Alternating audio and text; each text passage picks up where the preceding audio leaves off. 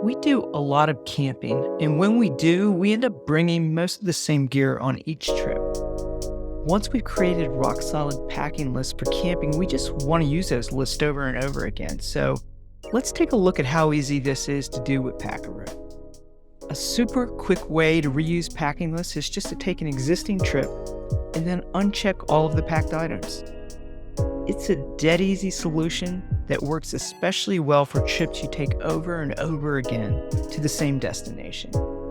And the truth is, we really do go camping in Moab a lot, so packing lists for this destination are reused pretty frequently. But if for some reason we were camping somewhere else, we could make things crystal clear by simply renaming our trip. For me, renaming the trip is a good cue that the gear I'm bringing could be different than what was listed on the original trip.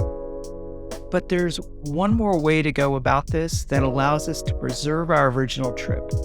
Instead of unchecking the packed items and maybe changing the name, we can also just duplicate the existing trip. That automatically unchecks all of our packed items and modifies the name so we can see that the trip's unique. Now, we'll take an extra minute to edit the trip details. We'll modify the name, set the destination, and get really wild and set a different trip icon.